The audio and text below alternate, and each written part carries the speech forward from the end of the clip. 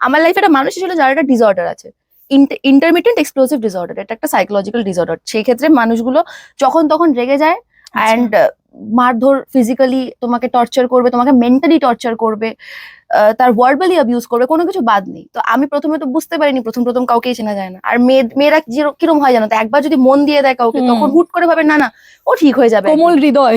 সত্যি তাই, আর কোমল হৃদয় রাখা উচিত না গাইস। আচ্ছা, তুমি যে বললে 2023-এ তোমার একটা হার্ট ব্রোকেন ব্যাপার হচ্ছে, সেটা কি আমরা একটু জানতে পারি? হ্যাঁ হ্যাঁ একদম। কিছুই না, মানে কি বলতো, ভুল মানুষকে বিশ্বাস করে, তারপরে ওই আমি সাইকোলজি অনার্স হয়েও আমি কিছু কিছু শব্দের মানে জানতাম না, যেগুলো ওই মানুষটা আসার পরে আমি জানিছি যে এরম শব্দ আছে, এটা ডিসঅর্ডার।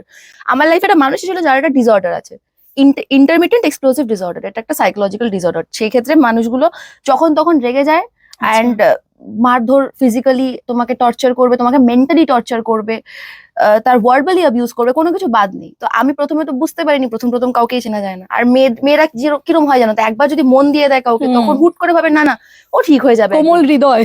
সত্যি তাই, আর কোমল হৃদয় রাখা উচিত না গাইস। তো আমি ওরকমই ভেবেছি, ঠিক আছে একদিন চেঞ্জ হয়ে যাবে, একদিন চেঞ্জ হয়ে যাবে। বাট ট্রিমেন্ডাসলি টর্চার করা হতো আমাকে ওই রিলেশনশিপে। সেখান থেকে বেরিয়ে এসে আমি যে সুস্থ বেঁচে আছি, আমাকে যে তোমরা জ্যান্ত দেখতে পাচ্ছ, এটা আমার ভগবানের কৃপা, আমার বাবা মায়ের সাপোর্ট।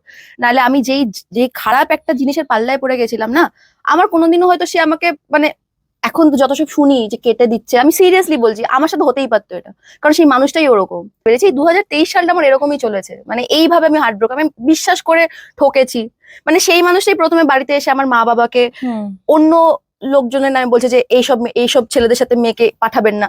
তারপরে তুমি আশা করতে পারবে না যে সেই ছেলেটাই তোমার সাথে এরকম করবে। তো কাইন্ড অফ এরকম ছিল সিচুয়েশনটা।